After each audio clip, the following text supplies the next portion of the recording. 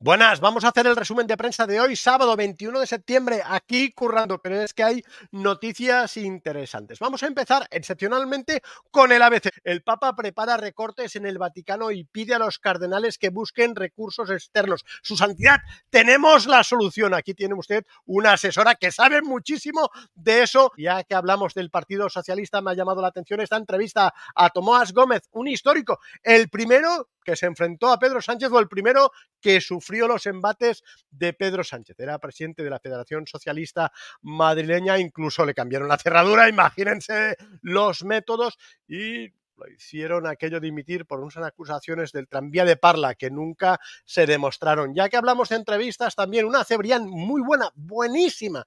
Me quito el sombrero por Daniel Ramírez, que es el que la ha hecho. Solo empezar la primera pregunta es genial. No se la digo para que se la lean, pero fíjense, Juan Luis Cebrián, años, un mito periodístico, director del País muchísimos años. Sánchez ya está en la chatarra, esto se acaba. Yo estoy en la fachosfera. ¡Hombre, menos mal! Pensaba que era yo. No, veo que hay más. Y sí, Juan Luis Cebrián, que como decía, fue un mito de la transición, al menos la periodística, y no esconde que había votado el Partido Socialista, podemos estar tranquilos. Uno que no cree en los milagros, el juez de Arena, que evidentemente no se cree la versión oficial de los Mossos en la escapada de Puigdemont, la fuga, la segunda, más o menos. Bueno, en la primera no estaba en orden de búsqueda y captura, pero da igual. Lo que pasa es que lo ha enviado a los juzgados de Barcelona, bueno, supongo que debe ser el conducto reglamentario, pero no me fío mucho en la capacidad de investigación de los juzgados de Barcelona para eso, para abrir una investigación dentro de los Mossos. Bueno, la solución sería que, no sé, lo encargasen a la Guardia Civil, ¡buah!, la que se armaría, ¿no? Pero lo que decíamos, creo que hubo ahí algún tipo de pacto. Y ya que hablamos de Puigdemont, vamos a hablar del otro líder del proceso, Junqueras, otro de los líderes que ha hecho, ya saben que los de Esquerra están en pleno proceso precongresual, ahí con los cuchillos todos ahí, hay 4 candidaturas y Junqueras ha hecho un vídeo que la verdad es que, visto lo visto, parece que lo haya hecho su peor enemigo. Bueno, incluso, no sé, a lo mejor Marta Rovira. Está en catalán, pero se lo pongo porque se entiende todo. Vull donar la benvinguda al compte de Twitter de Militància Decidim, perquè és la militància d'Esquerra Republicana la que ha de decidir sobre el futur del nostre partit, perquè l'hem de tornar a convertir en la millor eina per fer la independència del nostre país, per construir una economia més pròspera i una societat més justa. Per tant, sumeu-vos-hi tots, perquè el repte que tenim al davant és immens, però és el millor dels reptes que podem afrontar. Ya lo ven, ¿no? Muy impostado, ¿no? Aquello se nota que no es actor. Luego otra cosa también, claro, la credibilidad, porque si lleva 13 años o ha estado 13 años al frente de Esquerra y no ha conseguido los objetivos propuestos, entre ellos la independencia, creo que hay una entrevista famosa que decía que dadme 68 diputados, que es la mayoría absoluta en el Parlamento, y haré la independencia. Bueno, en este caso es evidente que no, ha pasado todo este tiempo y hay un problema serio, como decía, de credibilidad. La verdad es que en Esquerra están, como decía, en pleno congreso precongresual. Ayer conocimos el rival de Junqueras, Xavier Godás, un perfecto desconocido, ya me perdonarán. Yo creo que Marta Rovira cometió un error que fue decir, yo me voy con la esperanza de que dijera que Junqueras también se va. Junqueras se ha quedado, hay un tema del vídeo, fíjense cómo apela a la militancia, de hecho la candidatura se llama Militancia Decidim, Militancia Decidimos. ¿Que a qué huele? ¿A qué se parece? A Pedro Sánchez hizo exactamente lo mismo en cuanto a los varones, lo echaron en aquel famoso Comité Federal, creo, de octubre del 2016. Bueno, se pateó todas las agrupaciones locales y acabó ganando la partida incluso a Susana Díaz, que tenía que ser la sucesora, para entendernos, al frente de la Secretaría General del Partido Socialista. Junqueras está haciendo exactamente lo mismo. Le pidieron la dimisión 400 altos cargos de Esquerra o más y dice, bueno, pues nada, me voy a ver a los militantes. Creo que Esquerra todavía es un partido que hace los congresos asamblearios. Si tú estás al corriente de pago, puedes ir al Congreso, o sea que puede pasar de todo. También es verdad que, bueno, a lo mejor estas candidaturas corales, lo que hice, ¿no? La alternativa a Junquera, alguien desconocido, está Teresa Jordà, está la hasta ahora portavoz Raquel Sanz, pero como Marta Rovira dijo que no, entre otras razones porque se ha quedado en Suiza, ¿eh? Mucho pedir la independencia, pero a la hora de la verdad se queda en el País helvético. Bueno, a lo mejor suena la flauta porque a veces también en los congresos se acaba votando contra la dirección, contra el aparato. Y como decía, igual da la sorpresa. Lo que pasa es que en su mayor parte son desconocidos. Y de hecho TV3 en el Telenoticias de ayer noche me hizo gracia porque no sé si fue una jugarreta del sector junquerista de TV3 o qué, pero el presentador Toni Cruanyes, que es pareja de un diputado de Esquerra, anunció un suicidio, otro lamentablemente en una prisión catalana, y como imagen pusieron a Xavier Godás, que había sido entrevistado por la mañana. Sin duda un lapsus, pero no sé si augura nada nuevo. Y además otra cosa, Esquerra, como están los de Junts ahí haciendo perder votaciones a Pedro Sánchez, la cara que puso el otro día en el Congreso, pues están sacando pecho, claro, esa carrera que siempre ha sido el proceso, ¿no?, entre Esquerra y Junts. Y ahora dice que si no se cumple la famosa financiación singular, pues evidentemente dejarán caer a Pedro Sánchez. Ya que hablamos de la política del Congreso, Feijóo, que se ha ido a Italia. A ver, una cosa, señor Feijóo, la política de inmigración española no se arregla en Italia, tampoco en Atenas. En Bruselas empieza, pero sobre todo se arregla en España. Y el PP no puede hacer esas oscilaciones, ¿no? Pedir una situación de crisis de emergencia migratoria que no sabemos exactamente qué significa, pero en cambio aprobar la regularización de 500.000 sin papeles en Madrid. Vox votó en contra, fue el único partido que votó en contra, y luego pedir, yo qué sé, el bloqueo naval. Y además se va a hablar con Meloni, que la verdad es que con Meloni se ha ido todo el mundo, fíjense, hasta el laborista británico, o sea que ya no es aquella la neofascista, etcétera, etcétera. No, al contrario. Pero lo que propone Meloni es lo que propone más o menos Santiago Abascal, aunque hayan roto en Europa. Y en cambio la izquierda lo que hace es suicidarse. En su línea, de hecho, les pongo este vídeo de una diputada de Más Madrid, Shestedi, que aparte de ese dominio del lenguaje oratorio, brillante, verán lo de me la pela, etcétera, etcétera, habla de regularizaciones masivas.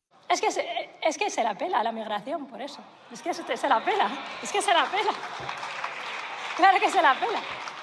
Me han dicho aquí palabras racistas más graves que esa palabra. Por eso, señorías, a sus deportaciones masivas, nuestra regularización masiva. Lo que decía, ¿no? Luego se preguntan por qué sube la derecha extrema, la extrema derecha, la ultraderecha en toda Europa, y en cambio la izquierda va bajando en todos lados. Fíjense los socialistas franceses, ¿no?, ahí diluidos en la Francia insumisa. Bueno, entre otras razones, seguramente por eso, por hablar de regularizaciones masivas, o porque han esquivado el tema del debate de la inmigración, que evidentemente afecta sobre todo a los votantes de izquierda, ¿no?, aquellos votantes que viven en barrios populares, en barrios obreros, y que están en contacto con la inmigración, y bueno, a veces genera problemas de convivencia o incluso de inseguridad ciudadana. El caso francés es paradigmático porque Marine Le Pen hace apenas unos años era un partido minoritario y ahora fíjense, ¿no? Bueno, quedó segunda en las últimas elecciones, pero porque se movilizó todo el resto, incluso el voto magrebí.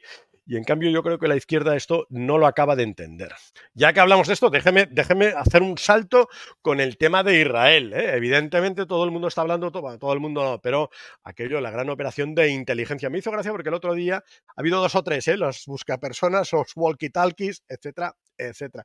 La verdad es que hoy en algunos medios analizan, bueno, cómo ha podido hacer Israel esta operación de inteligencia. Por ejemplo, un artículo en La Razón y otro en el Ara. Parece ser que no es que manipularan los artefactos, sino que incluso los fabricaron y los vendieron. Pero para eso tienen que detectar que Hezbollah tenga necesidad de esos aparatos, que los vaya a comprar y que los compre a eso, a una tapadera del Mossad. Ha habido mucha polémica porque en un programa de Iker Jiménez este señor ha dicho, yo creo que ha dicho, bueno, todos los progresos han subido por las paredes, ¿no?, que puede ser una televisión, etcétera, etcétera, ¿no?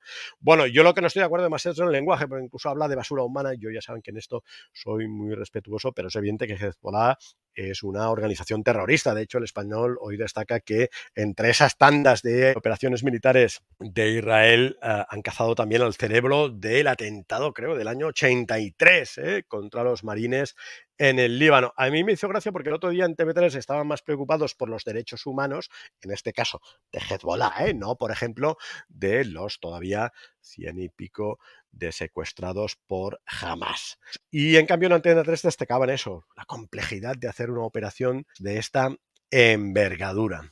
y ya que hablamos de televisión, me ha hecho gracia esta apertura en el periódico. Broncano recupera la generación que olvidó la tele. Pues es verdad, ¿no? En cierta manera, bueno, yo creo que le echan una mano también ahí. Broncano ha sido aquello entre derecha e izquierda. Un poco cuando hablan de la colonización del Partido Socialista, también me parece una expresión muy dura. Es curioso, ¿no? Pero lo primero, aparte de pues, la Fiscalía General del Estado, el Banco de España, ¿no? Escribá ya aumentando las previsiones de crecimiento. Yo creo que ha sido también, bueno, por descontado la televisión pública, ¿no? Al frente de la televisión pública hay una militante socialista y no se esconde, ¿no? Pero también las franjas horarias, ¿no? Había que competir con Pablo Motos porque no era de su cuerda. En todo caso, es verdad que yo creo que la generación, la televisión, cuando llegó a Internet tuvo un impacto brutal en los periódicos de papel. Ya nadie lee casi un periódico de papel, están en seria crisis, aunque ellos se lo he dicho, ¿no? Son los dinosaurios tras el impacto del meteorito que están condenados a la extinción y todavía no lo saben o se resisten a saber. Pero es evidente que ha habido también un impacto de Internet en la televisión y que después de los periódicos irá a la televisión porque hacer una televisión es muy cara y además ahora mis hijos ya no ven la televisión, ven las redes sociales, el YouTube, se informan de otra manera. Bueno, lo que decía, perdón, me he enrollado, como Oriol Junqueras, lo que decía, ¿no? Broncano recupera esa generación que olvidó la tele. Y en esta línea que la verdad es que quiero felicitar, yo no creo demasiado en el papel, pero quiero felicitar a los de Objectives que han lanzado un ejemplar en papel. El propio director Álvaro Nieto dice que es una prueba, ¿eh? En Madrid y en Barcelona, insisto, yo no creo demasiado, pero me parece muy valiente en este caso que lo hagan. Mucha suerte. Y vamos a terminar con, déjame, el primer escándalo de Starmer. El ministro laborista ha llegado, lleva muy poco tiempo y ya aquello, un exceso de regalos. Pensaba que estas cosas solo las hacía la derecha, pero no, ha recibido regalos por más de 100 y pico mil euros. Me voy a despedir hablando de libros, ya me permitirán porque es una de las pocas debilidades que tengo, más que nada saludar aquí, a veces ensayo mis más fieles seguidores y además coincidimos en muchas cosas sobre el proceso y sobre libros, diciendo que en un pueblo de Gales tienen no sé cuántas librerías, o sea que habrá que ir tarde o temprano a ese pueblo de Gales. La verdad es que yo me he acordado, le he hecho otro tuit recordando Chapters, una librería de Dublín. Hay dos importantes, Hodges Figes, que es la que sale en el Ulises de Joyce, incluso está la escalera, hay un retrato ahí, etcétera. Lo que pasa es que creo que mi preferida era Chapters, entre otras razones, mucho más grande. Y luego en el segundo piso, si van a Dublín, no se la pierdan, había libros de segunda mano. Claro, te ibas a la zona de Imperio Romano, Segunda Guerra Mundial, lo tenían casi absolutamente todo. Y cosas que no se encuentran, que no eran novedades, que no se encuentran en Kindle, auténticas reliquias. La verdad es que a raíz de esta conversación esta mañana he descubierto, gracias a este señor Pedro de Hoyos, que hay un pueblo en Valladolid, efectivamente, en Valladolid, que Urueña, que también, bueno, tiene, ya lo ven, tiene 5 museos, 11 librerías, y he descubierto en la web del ayuntamiento que tiene incluso, bueno, un periódico local, o sea, que también me alegro, pero tiene incluso un castillo. O sea que habrá que ir tarde o temprano a Urueña. La República de los Libros de Urueña. Xavier Rius, mañana más.